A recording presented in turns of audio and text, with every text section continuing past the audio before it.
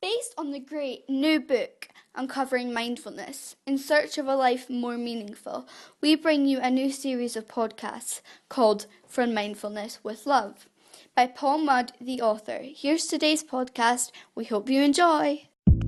Are you in search of a life more meaningful? Welcome to the podcast that takes you from mindful to mindful. Leadership, resilience, compassion, success. Join the journey.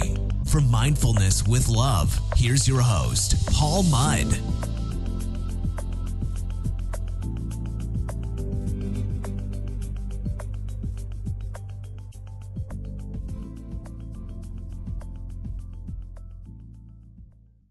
In our previous podcast in this series From Mindfulness with Love, we looked at what is mindfulness, and I hope you found it useful. But here's something else before we go on to look at the brain and mindfulness, and it's a bit of a puzzle. If mindfulness is a goalless activity where you are not searching for anything, but are just being present in the moment, with nowhere to go and nothing to do, isn't that counterintuitive and contrary to what many of us are brought up to believe? That is, the point of life is to get somewhere in the world, not to go nowhere. As I said, a bit of a puzzle, and I think if you're going to have a problem with the whole idea of mindfulness, this is where you might get a bit stuck, albeit temporarily.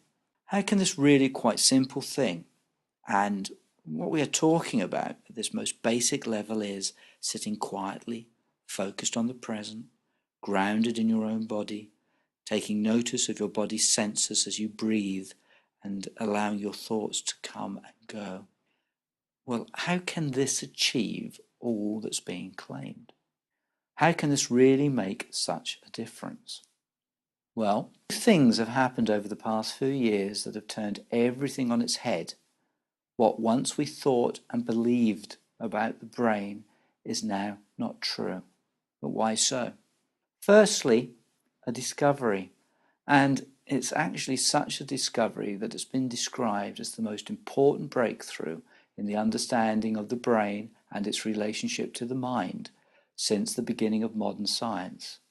And that discovery is that the brain is in fact neuroplastic.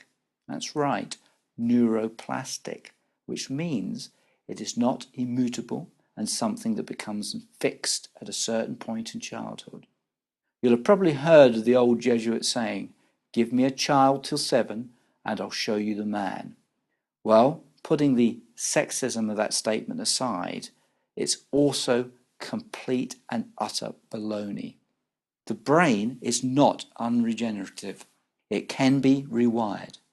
The relationships between our neurons and our brain, and the brain has as many neurons as the Milky Way has stars, and that's around 500 billion, can be re-energized and new neural pathways formed.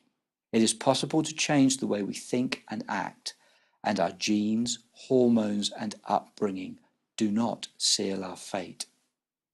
And the reason we now know all of this is because of the second thing I want to tell you about, and that is the new technologies that we now have to see deep inside the brain and witness these changes as they happen, and which we can measure the extent of these changes after they've happened.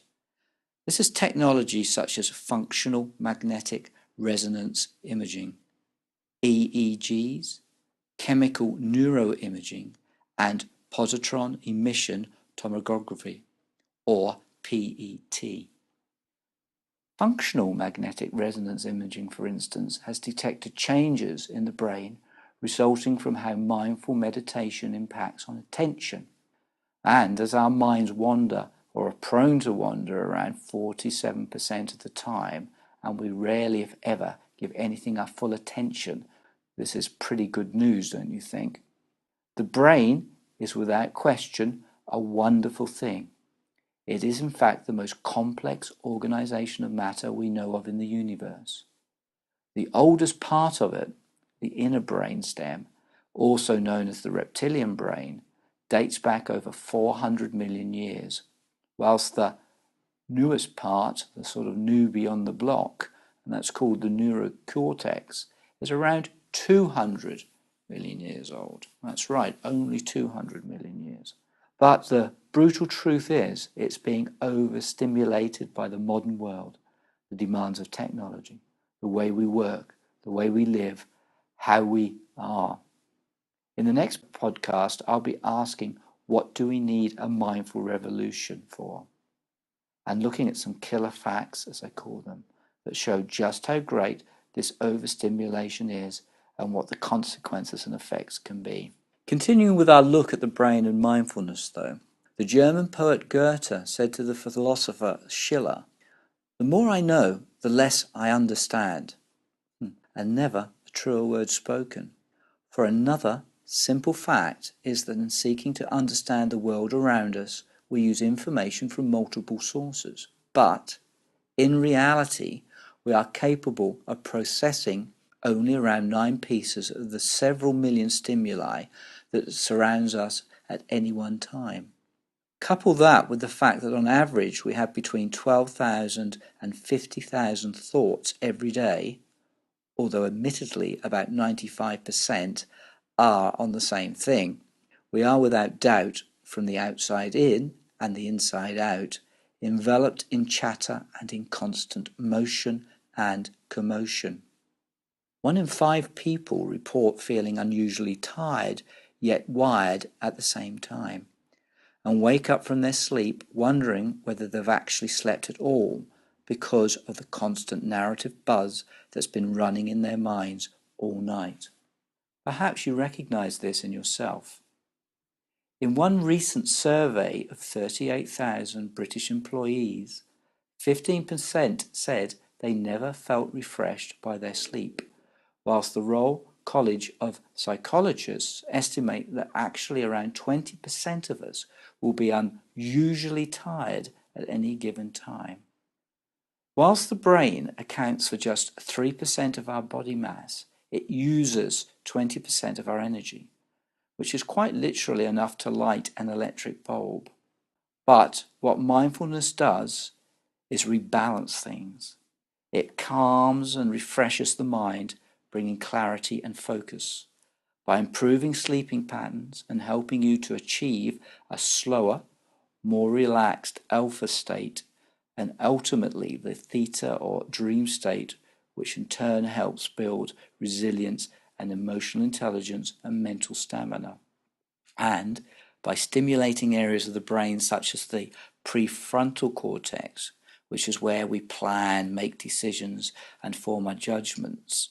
And that's no bad thing either, when we find that 90% of mistakes in life are down to what is called solid thinking, being unable to make good judgments and not being able to change our minds. With the latest technology, we can also see that just spending 10 minutes a day over an 8-week period practicing mindful meditation reduces the size of the amygdala in our brains, which controls the fight and flight responses, making us less prone to overreact or lose our temper. Only 10% of our personality is drawn from genetics.